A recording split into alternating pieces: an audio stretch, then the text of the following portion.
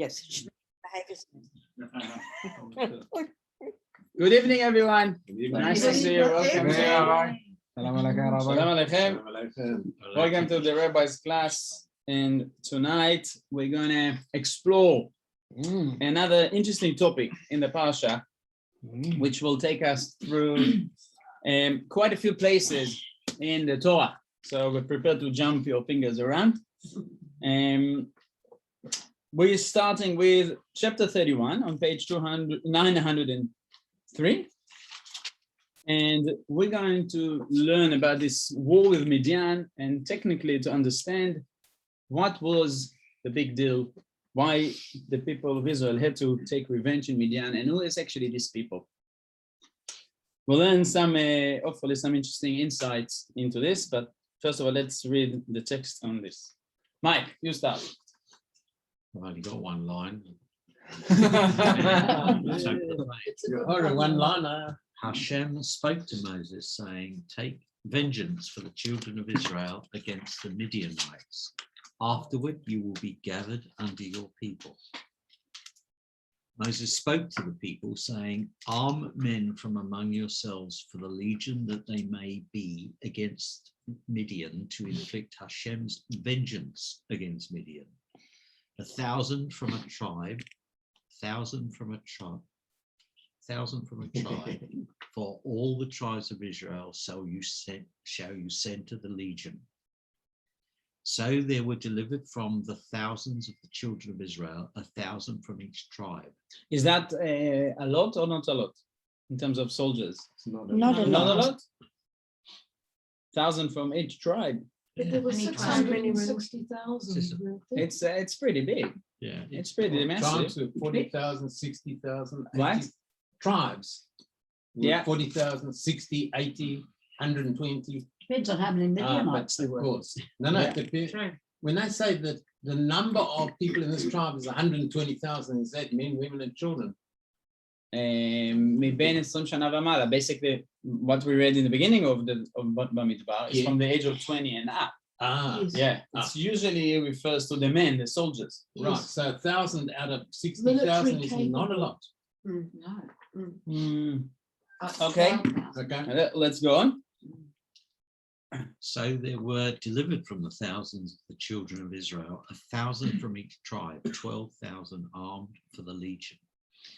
Moses sent them 1,000 from each tribe for the legion, them and Phinehas' son Eleazar the Kohen to the legion, and the sacred vessels and the trumpets were sounding in his hand.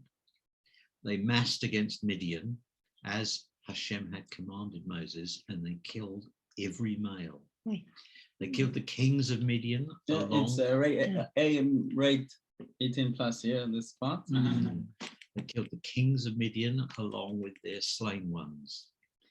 Evi, Rechem, Zur, Hur, and Reba, the 5 kings of Midian, and Balaam, son of Beor, they slew with the sword. The children of Israel took captive the women of Midian and their young children and all their cattle and flocks and all their wealth they took as spoils. All the cities of their habitations and all their palaces they burned in fire. They took all the booty and all the captives of people and animals.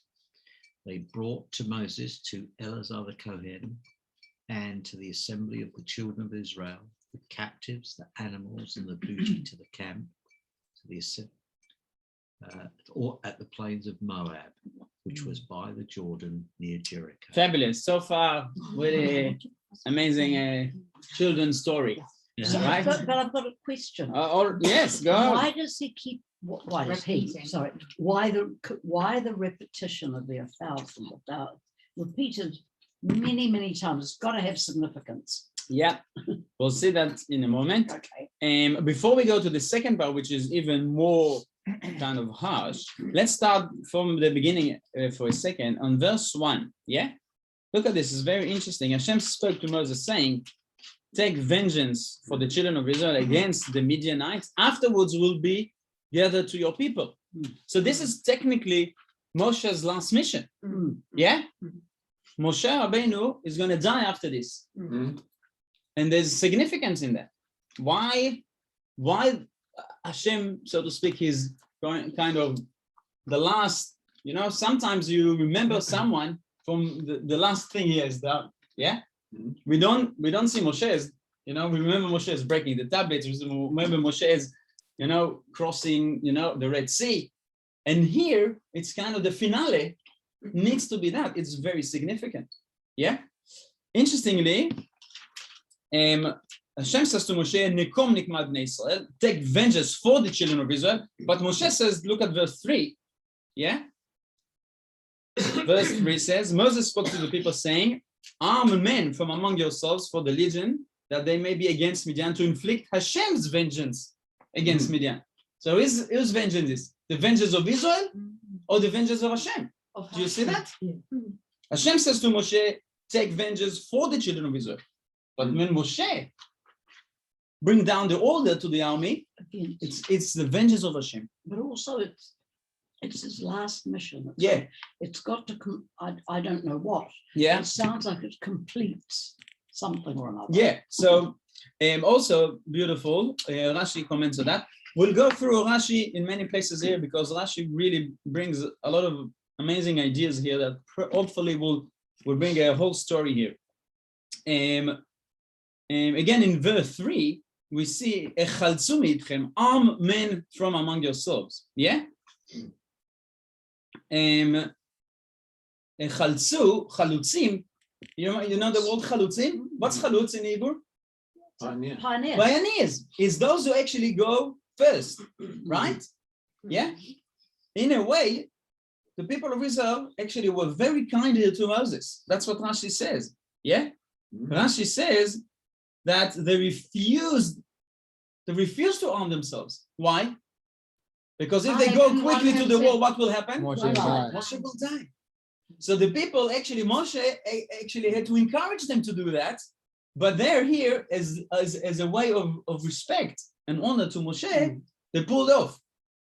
Yeah. So Moshe encouraged them, and then he asked, Dan, you pointed out, 1,000 for each tribe, 1,000 for each tribe.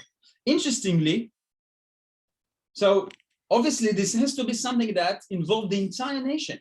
I mean, if it was something that locally, perhaps we saw that in the book of Joshua and the book of Judges, if there's just a local war, you don't need actually the entire nation of Israel to fight. Yeah. So it's obviously not all about occupied to just expand borders on something. It's about like representation. That. It's about representation, and even that, more than that, lechol matot Israel, for the whole tribes of Israel. Yeah. 1,000 for each tribe. Look at verse 4. Lechol matot Israel. Verse 4 says 1,000 from a tribe, 1,000 for a tribe, for all the tribe of Israel. Obviously, if 1,000 for a tribe, it's the whole for all the tribes of Israel. What's this emphasis here? Yeah. She says even the tribe of Levite, even the Levite that usually are exempt. Yeah, they are working in the temple together with the Kohanim. Who actually is leading this here? Pinchas. Why Pinchas? Why would Pinchas, that is a Kohen? He merited in killing Suri. That's right. It should have actually been his father. Pinchas ben Elazar. Elazar actually is still now the Kohen Gadol, the high priest. But Pinchas, Moshe appointed him. Yeah? Rashi says, Magid Pinchas Shakul Keneged Kulam. Pinchas was like equivalent for the entire nation because of the action he did, what we read 2 weeks ago. Yeah, that was last week.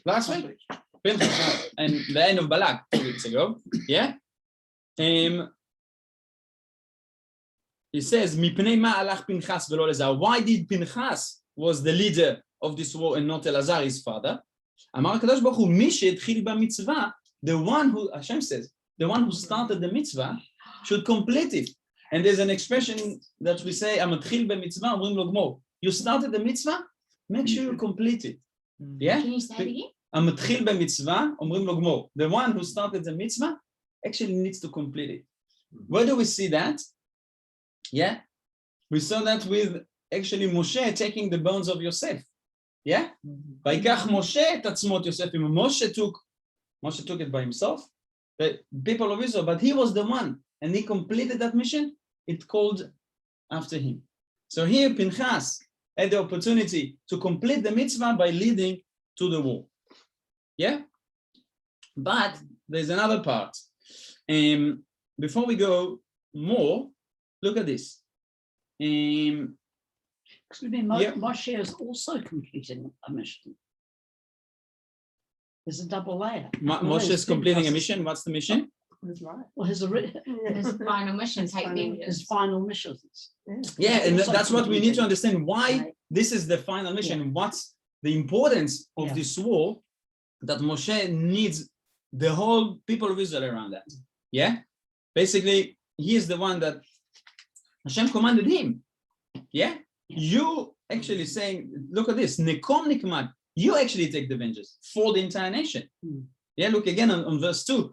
Take vengeance for the children of Israel. Somehow Moshe Rabbeinu here is compared to against the entire nation to take the vengeance of Midian. So they go and kill. Let's go to verse 7. Yeah. They messed against Midian. As Hashem had commanded Moses, and they killed every male. All right. They killed the kings of Midian along with the Slain ones. yeah, it was Avi, Rekem, Tzur, Hur, and Reba, the 5 kings of Midian. Is that not what's the problem here? What does it Five. mean along with these 5 kings. slain? So, yeah, Along with Evi, Rekem, Zur, Hur, and Reba. That's what it's Yeah, but they're the kings of Midian. So why does it say they killed the kings of Midian the king, along with the these slain ones? Who are the kings of Midian? I don't understand that. yeah. Perhaps they're already kind of considered as dead already when they attacked them. I'm not sure. Good question. Yeah. But Rashi also again comments that we can count that there are 5 here, right? Evi, Rekem, Tzur, Hur, Reva. And then the Torah says, Chameshet Malchei Midian, the 5 kings of Midian. That's who needs that. We can't, everybody can count to 5, right? So Rashi says all of these people they are so important, they all were in part of that evil advice.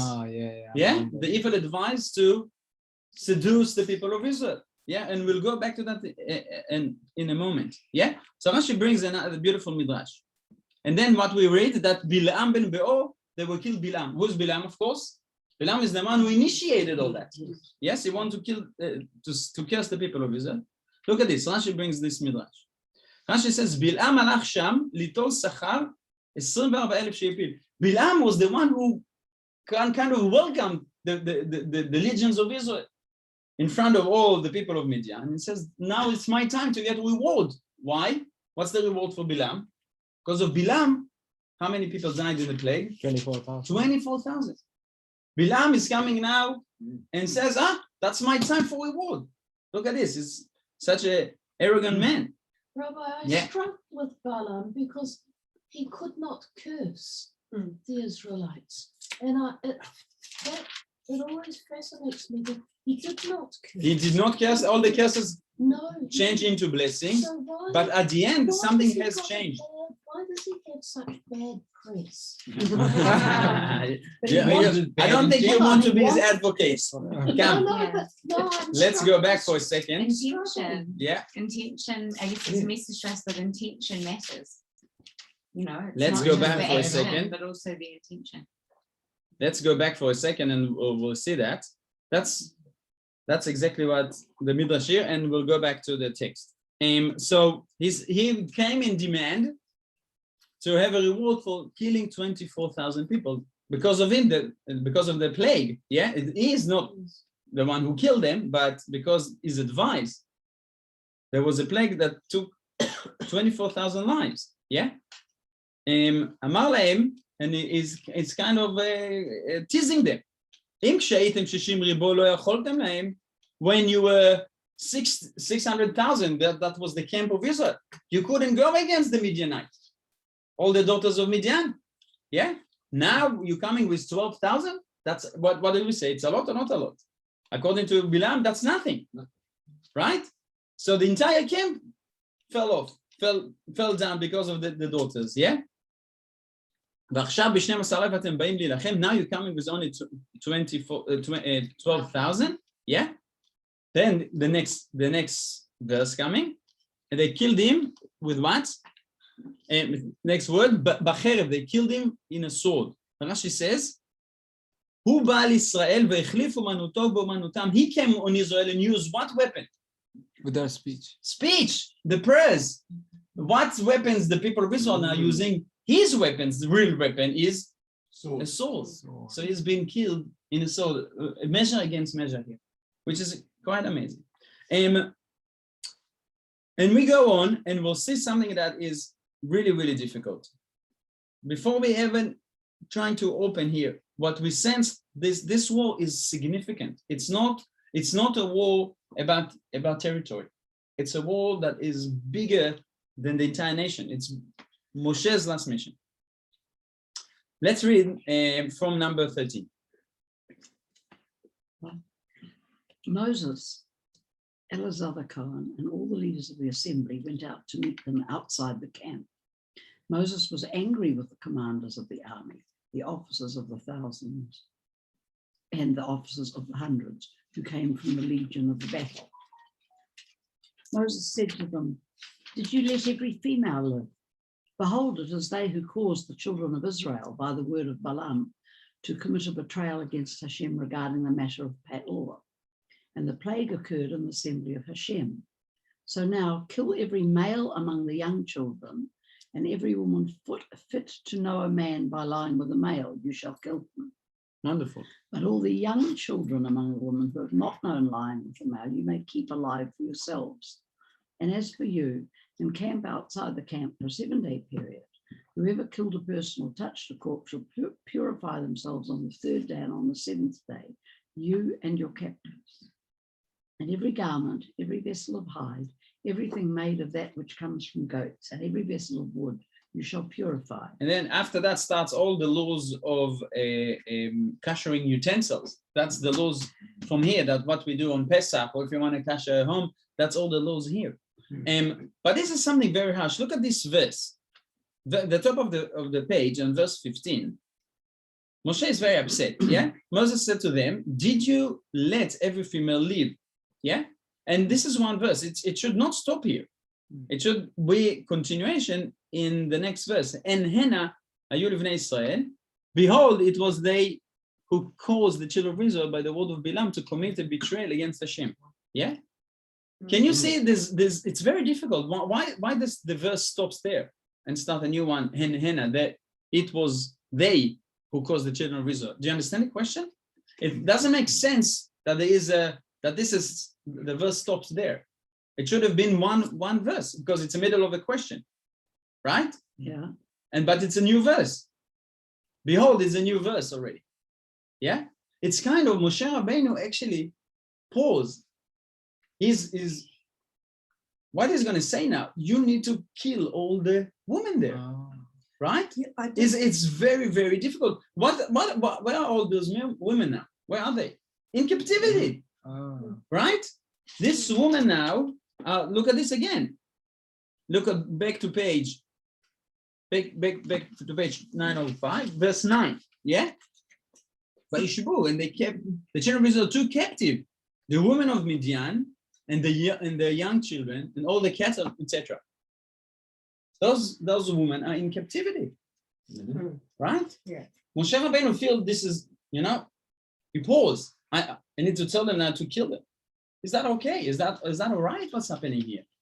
Yeah. What's the reason here? Yes. No, sorry, I'm not asking questions. But when we read that, Yeah. I thought, what? I thought exactly what you said. Like that. Why are they that's- keeping them alive? And I also Why keeping them alive or not keeping them alive? What? why they're not? No, why are they keeping them alive? So you think it's okay to kill them? I don't know, Oh. but I'm just No, trying it to is remember. confusing There here. was another situation where Yeah. the Israelites took over, and they took the women as well, and they were they were punished for that because yes, When was that? yeah, What was that? I can't remember, What's but that? you probably know. You're talking about, are you, it is reminding us someone, what nation do we need to destroy, so to speak, completely? Amalek. Amalek. Yeah. This is very like ringing a bell, that Amalek, there's a commandment. We can quickly go to Parashat Beshalach, page 400, 300, and sorry, probably we need the one in Vayetze. Sorry, page 1066, 1067. Yeah.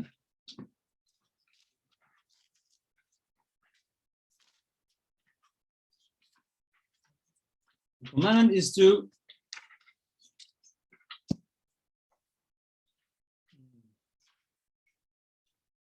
remember what Amalek did to you on the way, on the way where you're living in Egypt. And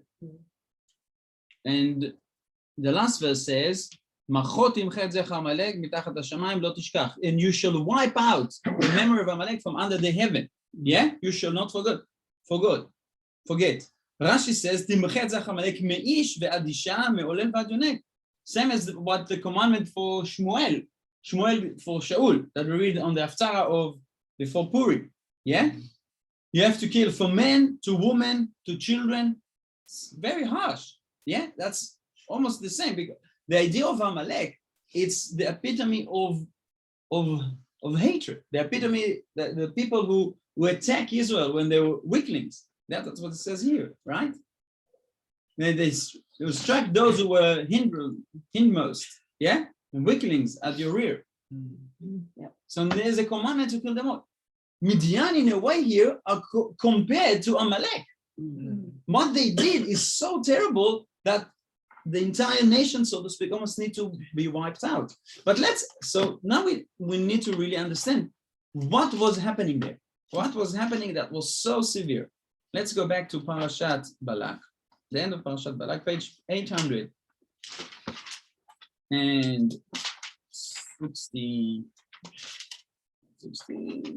875. Let's read it.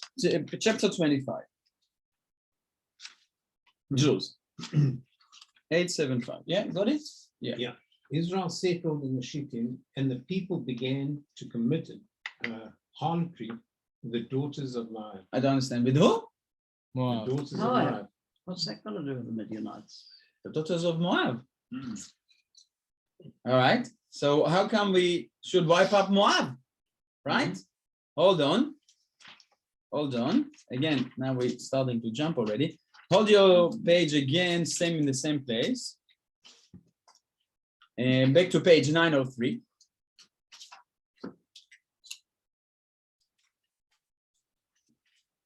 So Hashem says to Moses, again, back to 903, chapter 31, Hashem spoke to Moses saying, take vengeance for the children of Israel against the Midianites. So Rashi already commented on that straight away, but not from the Moabite. But again, the Moabite is the one who starting to do this terrible, what do you call it? Corruption, harlotry. Seduction. What word? Yeah? Harlotry. Seduction. Yes, the daughters of Moab, right? But then, so Rashi says, but look at this, Rashi, so to speak, give us a kind of defense for the people of Moab. That will maybe throw you back to the last lesson we had. Rashi says, the Moabite, what's the reason the Moabite or Balak, king of Moab, engaged with Bilam? What was that? What was the reason? You remember? Let's go to the beginning of Parashat Balak. They wanted him to curse them. Yes, but why? So there's a mighty nation. Very good. That's right. So Although we learned that actually there was a commandment not to hurt Moab, if you remember that lesson Couldn't from go last through the time. land- They couldn't pass through the land. That's right. But still they were afraid, right? Vayakots Moab, mipnei bnei Israel. The people of Moab were very disgusted and scared by the people of Israel. Yeah. So because they were afraid, there was kind of a reason why to attack Israel spiritually by engaging with Bilam and curse them. That's what Rashi says. Yeah. Aval Midianim, but the Midianites, nitabu al riv lo lahem. But the Midianites jump on the wagon, kind of. They had nothing to do with the Israelites. The Israelites didn't go through them. The Israelites didn't want to engage with them at all. So what? In a way, it's pure hatred. Yeah, they jump on the wagon. Yeah, but Rashi says another thing. Davar acher, another thing. מפני שתי פרדות טובות שיש לי להוציא מהם. There are two good outcomes that are coming from Moab. What are the good outcomes of Moab? Ruth, correct, and King David. Naamah. Naamah Ammonit. Shlomo's wife. No, Naamah Ammonit was Wise. Naamah Ammonit. Yes, Shlomo's wife. one of Shlomo's wives. Very good.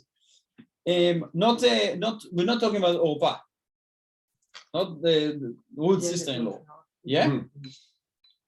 So I don't understand, because in the future there will be Ruth. Yeah, coming out of that, the people of Moab are saved from all this. Almost complete annihilation. Annihilation. Such a hard Right? Correct? Yeah. But here, the Midianite, and okay, so let's go back and understand. It's actually Moab or actually Midian. Go back to page 875. Jules, you read again. Israel settled in the Shittim, and the people began to commit harlotry with the daughters of Moab. Yeah. They invited the people to the feasts of their gods. The people ate and prostrated themselves to their gods. Israel became attached to Baal Peor, and the wrath of Hashem flared up against Israel. Hashem said to Moses, "Take all the leaders of the people, hang them before Hashem against the sun, and the flaring wrath of Hashem will withdraw from Israel." Moses said to the judges of Israel, "Let each man kill his men who were attached to Baal Peor." Behold, a man of the children of Israel came and brought a Midianite woman near to his brothers in the sight of Moses and in the sight of the entire assembly of the children of Israel. And they were weeping at the entrance of the tent. Right, let's stop here. So who is this Midianite? We go and we learn that in Parashat Pinchas. Next page, 877. Yeah? I read. You should read. Right. Hashem spoke to Moses, saying, "Pinchas, son of Eleazar, son of Aaron the Kohen, turned back my wrath from upon the children of Israel when he zealously avenged my vengeance among them. So I did not consume the children of Israel in my vengeance. Therefore say, behold, I give him my covenant of peace. And it shall be for him and his offspring after him a covenant of eternal priesthood, because he took vengeance for his God, and he atoned for the children of Israel."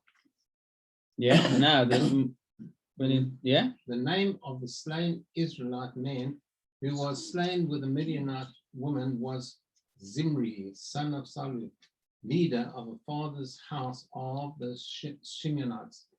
And the name of the slain Midianite woman was Cosbi, daughter of Zur, who was head of the people of a father's house in Midian. Okay.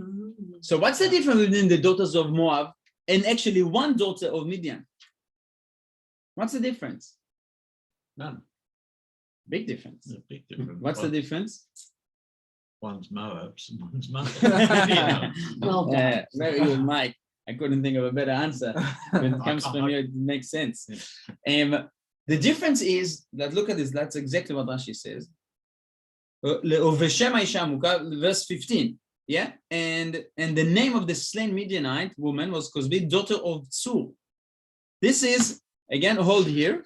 Who are the people? Who are the 5 kings? Yeah, Saul That- was one of the Saul was one of the kings, Yeah. right? Saul was one of the kings that the people of Israel later killed. Yes? Was Says it because they're high-born Midianites. they what? High-born, No. no? What's highborn? Leaders, kings. Okay. Yeah. להודיע Rather שנאתך, than just the ordinary. להודיע שנאתן man. של מדיינים. The Midianites were so full of hatred that they didn't send the like villagers to seduce. Yeah, Like yeah, the yeah, Moabite perhaps sent one of, I mean, it's terrible regardless. Yeah. Don't get me wrong. Yeah. But can you imagine, God forbid, the queen, Yeah. sending yeah. someone, a daughter from that queen Well, it's a family princess. to do something, a princess to do something like that? Yeah. That's obviously show how cruel they are and how full of hatred. Yeah, all to what cause? Israel. To seduce and to make people of Israel sin in such an awful sin. Yeah, and Rashi says Rosh Umot, she was the head of that house of Tzur. Yeah, he was the head of all those 5. So it's like literally the daughters of the king of all the 5. Yeah, very, very, very awful, right? Rashi says, look at this, but if it was the head, then why was back to our Parasha again, just to see the order. I mean, the Torah is so accurate in every word, yeah? We just sometimes don't even realize. But look at this, in page 905, when we count, again, those 5, which we can count, the Torah mentioned there are 5, but the Tzur is number 3. In the middle, Evi Rekem Tzur. If it was the head, he should have been counted first. Correct. Rashi says there was such a humiliation. Yeah, what they did, they should not even be acknowledged first. That's so to speak. The Torah punished them, put them number 3 and not number 1. They took the number 1 to do such an act in front of Israel. They've been pushed at least to the middle of the road, right? Interesting. That's Rashi. So, and then straight away, look at this. And in Pinchas already, back to page 877, yeah? What's the next, again, the next commandment after that? 877. Hashem spoke to Moses saying, arrest the Midianites and smite them. For they arrest you through their conspiracy that they conspired against you in the matter of you and in the matter of Cosby, daughter of the leader of Midian, their sister. That's it. It's not about how many. So perhaps, and most likely, the majority sinned with the daughters of Moab. But the one girl who was basically the princess, the most important, she caused technically to the entire nation to be destroyed. But this nation has something that is so terrible, which we need to understand that they will allow themselves to send the princess to do something like that. Yeah, are you with me? Very, very interesting. Right. So look at this. Now, we're trying to understand who's the nation of Midian. All right. Cool. Might have to do another round here. Pause. My mother said. Break. Advert break. My mother said she'd never speak to me again if I went out with a Midianite girl. Very good. Yeah, very good. Look at this now. The top of in the Parasha Pinchas, beginning of Parasha Pinchas. Yeah. Yeah, went out with a Scottish. It's not a coincidence. What was that? What I missed? I went out with a Scottish Presbyterian instead. But if he said was Oh, grief now. Exactly. In first verse of Parashat Pinchas, yeah, it's not a coincidence that Pinchas is the one who actually saved the nation and killed the prince of Shimon and Cosbi Batzu, the Midianite. Yeah, Pinchas ben Elazar ben Aaron HaKohen. Rashi says לפי שהשבטים היו מבסים אותו. The tribes insulted him usually. Why? הראיתם בן פוטי זה שפיתם אבי אמו הגלים לעבודת כוכבים. You see this בן פוטי is actually a descendant of Midian. Pinchas himself is related to Midian. Well, let's understand what Rashi says here. Is avi imo, his father's mother, was a priest of Avodah Zarah, a priest to idol worshipping. Yeah. And Mother's father? Father. His father's his mother father's mother, yeah, and he killed on his uncle's side. a prince of Israel, right? Who's this person who was basically saying, what yichus is that? He's coming from this Ben Puti, which one understand who's that? Yitro. Huh? Yitro. We'll see, yeah, and killing a prince of Israel. Now Hashem has to come and reward him and bring him the yichus back to Aaron, because before that the yichus means like the genealogy, the Eric. Are you with us or all this? Yeah, like it's the status. And the people of Israel, obviously, there's the tribes of the Levites, the priests, yeah, the leaders, the important tribes, and Pinchas was somehow not straight line. Yeah, let's check that. Where we see that. Why do you think Pinchas did it and not his other sons? That's exactly what we see here. Yeah, I mean, it's The zealousy we wrote. the We zeal saw. he had in them, and Hashem gave him that zeal Yeah, yeah. for the future generations to come after. Perhaps, but he did obviously save the nation. Yeah. There could be an even worse plague than that. Yeah, Hashem rewarded him with a covenant of peace because that zealousy was a once-off. It had to be balanced straight away with a covenant of peace. Yeah, that's not something that as a leader should retain as a ideology for his leadership. Make sense? That was a once-off. Isn't it when I've heard some rabbinical teaching is that when someone takes a life, it cuts the soul in effect. So a part of someone is broken when a life's been taken, and so when Pinchas killed that guy, Yeah. and that girl, Hashem put that peace back into him, not to cut himself up, because I understand what you're saying. I mean, it makes sense technically. If someone kills, it's chipping something in his, it's against decreasing our spirituality. Exactly. I mean, you killed someone. It's terrible. You took life in your hands. Yeah. Although he did a mitzvah, obviously, this is an act of war. Yeah. Perhaps that's the reason why, after all that, look at this. They had to purify the entire camp. You see? That's very good what you said, Eric.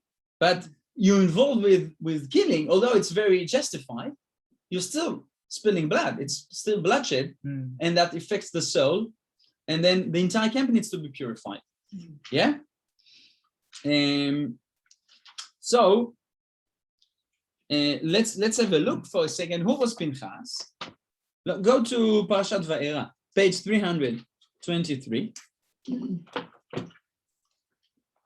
So this is now beginning of the story of Egypt. The people of Israel are now in Egypt, suffering under the slavery in Mitzrayim. And these are the list of the people of Levite. Yeah, we're talking about Moshe and Aaron. And then the Torah elaborates about the family. Look at this, verse 3:3. Yeah? Who didn't read it? Sarah, read for us from verse 23. Aaron took Elisheva, daughter of Aminadab, sister of Nashon, as a wife. Yeah. And she bore him Nadav and Abihu. Yeah, we know what happened to them at the end. Yes. And Elazar v'Itamar. Only Elazar v'Itamar left after that. Yes. The sons of Korah, Asir, Yeah. Elkanah, and Aviasaph. Abiasaph These were the Korahite families. Okay, what happened to Elazar? Who did he take? Who did he take? 25. Eleazar, son of Aaron, took for himself from the daughters of Putiel as a wife, and she bore to him Phinehas. These were the leaders of the fathers of the Levites, according to their families. Okay, let's stop here. So Elazar, the son of Aaron, yeah? Pinchas ben Elazar ben Aaron HaKohen. Pinchas, the son of Elazar and the son of Aaron, yeah? He himself, Elazar, took the daughter of Putiel. Who's Putiel? Who's Putiel in the Torah? Yitro, Yitro. How do we know it's Yitro? one of his names. It's one of What? his names. Mibnot Putiel, Rashi says, verse 25, Mizeh Yitro shepitem agalim la'avodah zarah. It's called Putiel. Lefatem means to feed, like Fatten. to Fatten. fatten, feed, fatten. Very good. Yeah. So Yitro himself, what was he? Kohen? Midian. Midian. Yitro himself was a Kohen Midian. Let's see that in quickly page 301.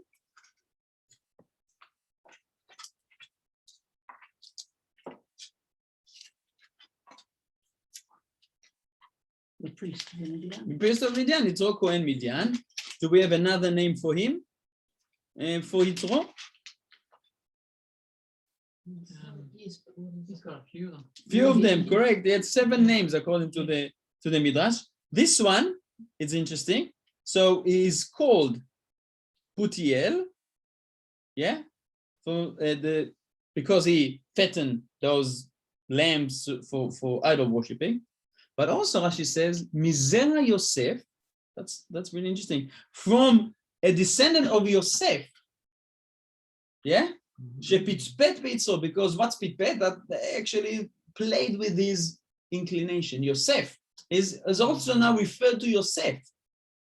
What Yosef did with his itzro, with his inclination, with his Wife of Resisted. Potiphar. wife of Potiphar. That's quite amazing. Let's read another one. 1 second. I'll try to explain. Osnat. It's not. Yeah, but Oh, that we're talking about Potiphar. 1 second. Again, Rashi says that in our parasha. Go back to our parasha.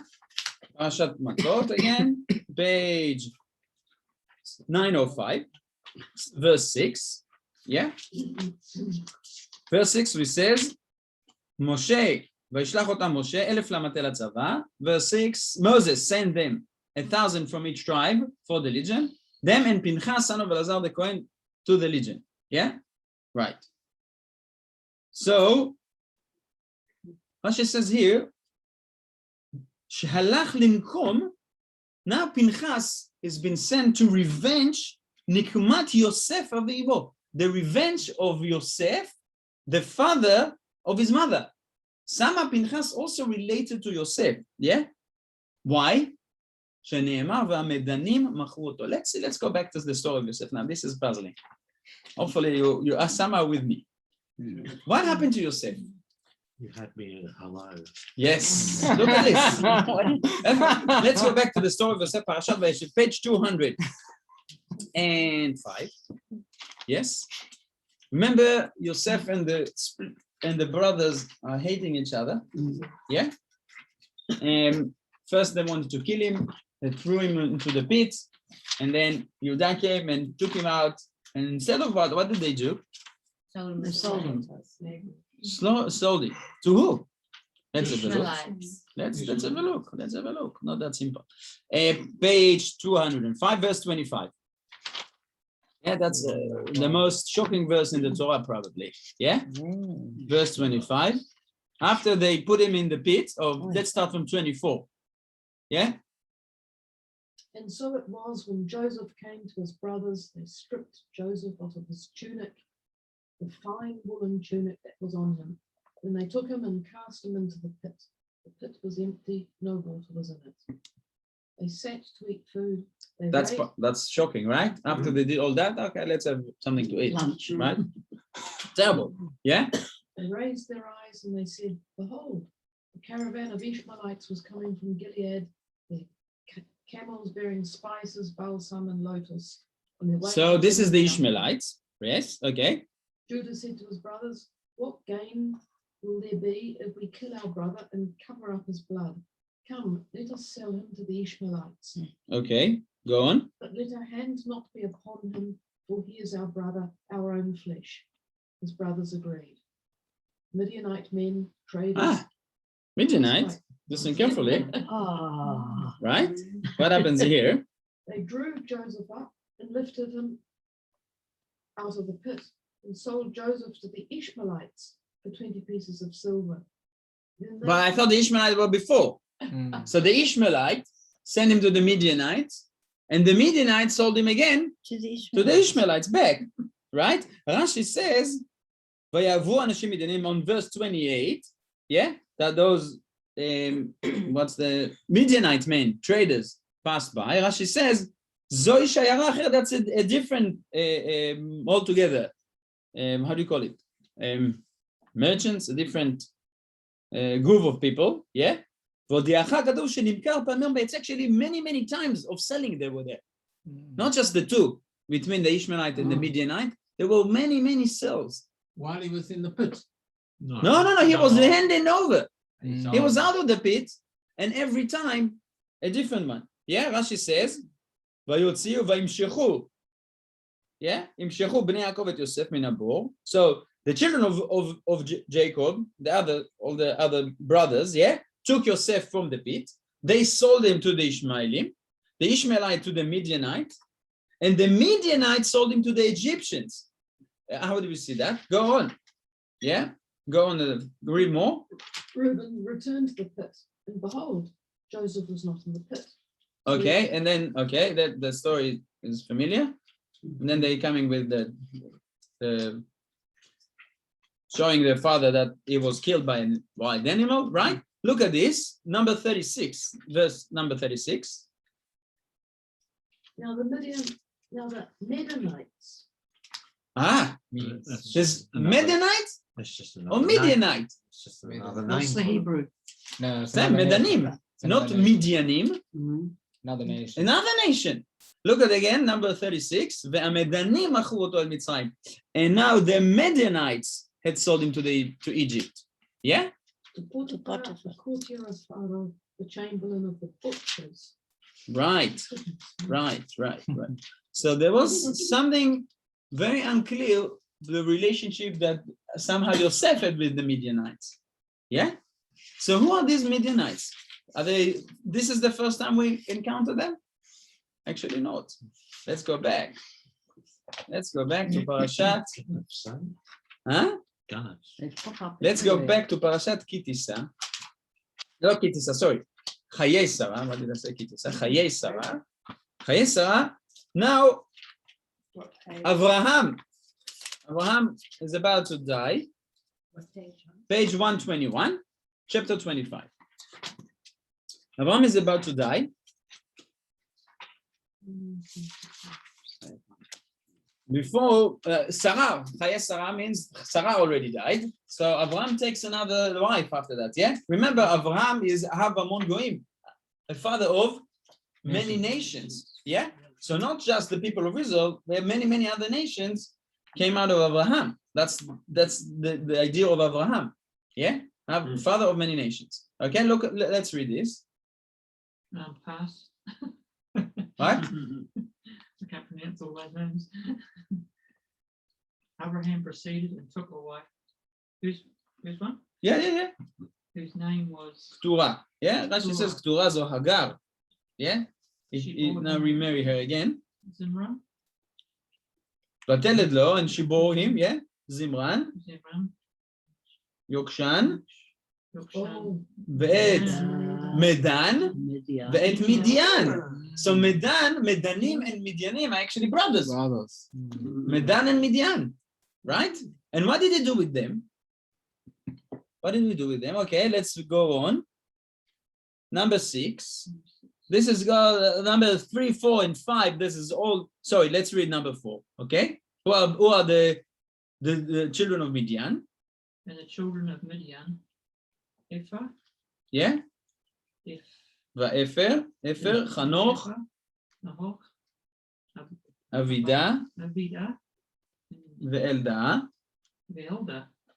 All these were the descendants of Keturah. Keturah. What Avraham did with them? Go on. Abraham gave all that he had to Yitzhak, Yes. What Avraham gave all that he had to Yitzchak? but to the concubine children who were Abraham's.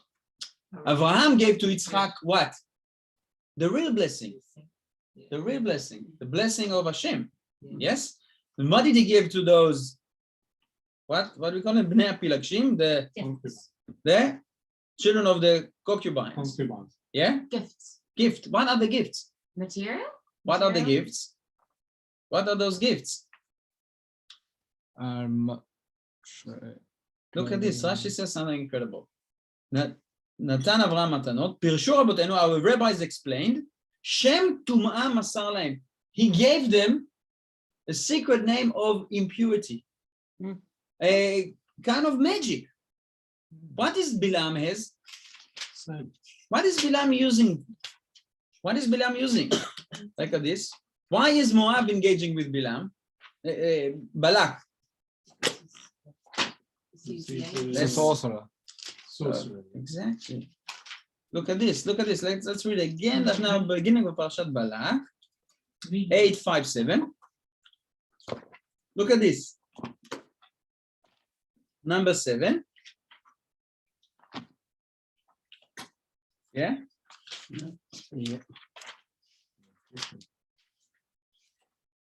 Number 7.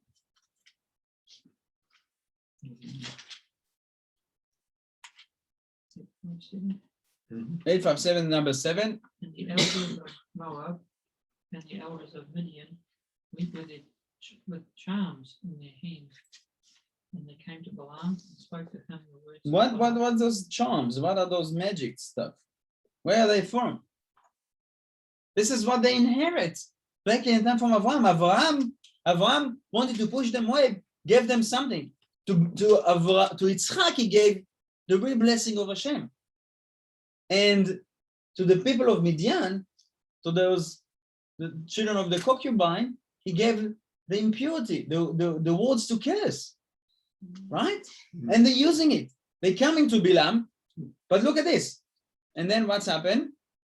Number 8. See number 8. He said to them, spend the night here, and I will give you a response. As Hashem spoke, Yeah. as Hashem shall speak to me. So the officers of Moab gave the Balaam. What about who was missing? The Ishmael. officers of Moab stayed. What about the Midianites? Right? On number 7, the elders of Moab and the elders of Midian went. And they stay only the elders of Moab. The elders of Midian didn't even think Bilam is such a great magician. They tried to test him. They thought, if Hashem saying to him, if he comes back and says, I need to ask Hashem, it's not serious. They went back, right? And then Bilam ben Beor, Bilam himself obviously had some serious powers, right? So he tried to curse the people with that secret names of Tuma, of impurity, yeah? And all his blessing, all his curses turned to a blessing, but he did know something that is very crucial. He did know something. Look at this. Question, Yeah? if he is not of Hashem, Balaam, how can Hashem still speak to him even if he was a sorcerer? Well, I don't understand the question. What? How can he be a prophet? Is the question. The Gemara speaks about that the Hashem gave an opportunity also to the other nations to have a way to connect with God. Yeah, they used it in the wrong way. They used it in wrong powers. Yeah, but they couldn't say, if you gave us Moses, you had Moses. We didn't have anyone that had the ability, to connect with God. Hashem, no, we gave you Bilam, but look what you did. What did you use with that power? With that power of speech, what have you done? So Balak knew that he had that. Definitely he had. So that's Yeah. why he got him to curse. Yeah. Yeah, He for traveled sure. nearly the whole length of Israel again. But We looked on the maps, didn't we? what's that? I mean, he sent these messengers, as we studied in the last study, he sent messages from one end of basically Israel right down to the bottom end to get him, to bring him back up again. And- so he knew how important he was. And look at this. Let's say exactly. He knew where to curse them from. Look at this. Let's go. The last place that he's trying to curse Israel, yeah, is going to a place. It's called what? Yeah, before Mantovu. Look at the page 869.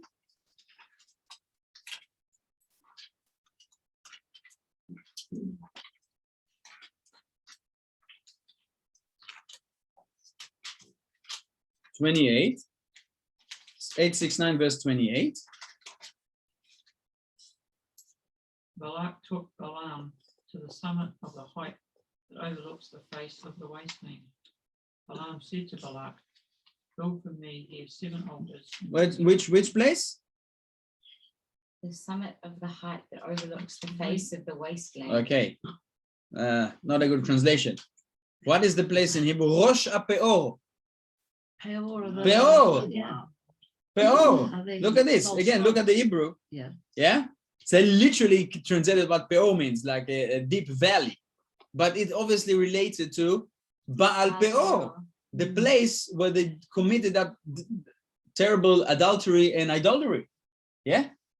Rosh HaPeor. So he knew there is something there that he tried to do, but he looked at them, right?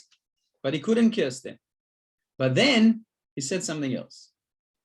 He gave a terrible advice. And this is what he said to them. And that's what the source of everything. And I want to quote you this from Parashat Matot. Yeah.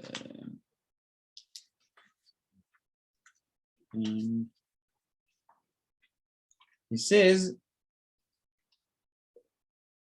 the advice that he gave to Moab, yeah? The advice, he says, Eloav shel ele soneh zimahu. This God hates adultery. There's something about the adultery that can actually destroy the nation. Yeah? He's trying all the time. Look, Bilam is all the time looking into what Matov, look at the tents, yeah? What is actually Bilam trying to do?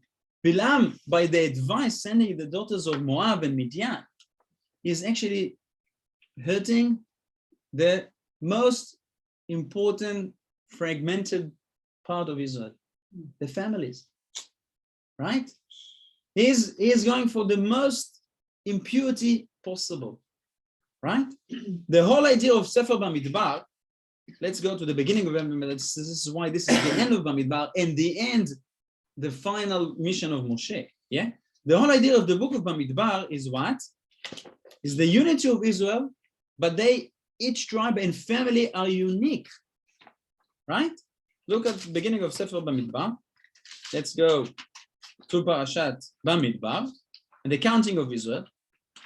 That's the name of the book of Numbers, right? Yeah?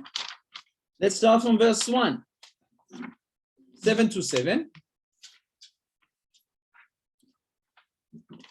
Verse 7 to 7. We're about to finish.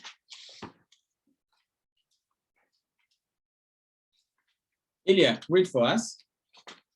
From the beginning? Yeah. Hashem spoke to Moses in the wilderness of Sinai in the 10th of meetings on the 1st of 2nd month, Yeah. the 2nd year after their exodus from the land of Egypt, saying, take the census of the entire assembly of the children of Israel according to the families, according to the father's household, by numbers of the names. L'mishpechotam leveit avotam. According to the names to the families, right? Go next page. Yeah. Look at the emphasis. Yeah. Every tribe. Let's go to just to see number 20. Yeah. Leveit avotam. These were the sons of Reuben, Yeah. firstborn of Israel. their offspring according to the families, according to the father's household. Right. Number. Of Okay, them. the next one, go to 22. Yeah? For the sons of Simeon, their offspring according to the families, according to the father's household. Right, again. And so on and so forth. But all the tribes, the important is that every tribe also has its own core family. And it's very important. And if you break that, how do you call it? Family unit. Family unit and sanctity, the holiness of each family, you break the nation down. You break the nation down. This is what the evil Bilam and the people of Midian wanted to do. Basically, to hurt them. What? This is why Moshe Rabbeinu, yeah, is its last mission. And he's very furious that the daughters of Midian, that by the way, look at this, the words are very unique as well. Let's go back again to Parashat Matzot. Hopefully not too long to jump more. 907. Look at this. Moses says to them, did you let every female live? Behold, it was they who caused. And Henna. And Rashi says again something incredible. Magid שהיו מכירים אותם, Henna, they could actually recognize each woman from what they did before. So many women who try to destroy the fragment relationship of holy families, right? To break down that sanctity and holiness of families, right? They recognize each and one of them, right? They could say, Zohi shenichshal ponei ba. They could recognize this man was with this. Terrible. Yeah, and this, you want to stay alive, they unfortunately has to die. Terrible. Moshe Rabbeinu could not say that. He had to take a break, right? Stop the verse and say, but it's impossible. Because if you don't finish with that, it will come back later. And it will break the nation down. Before they coming into the land of Israel, this is exactly the words of Moshe Rabbeinu in Parashat Vayetchanan, in his last speech. Look at this. Let's perhaps finish with that. Moshe Rabbeinu, in his last speech, obviously warning the people of Israel that 959, sorry, 961, so top of the page.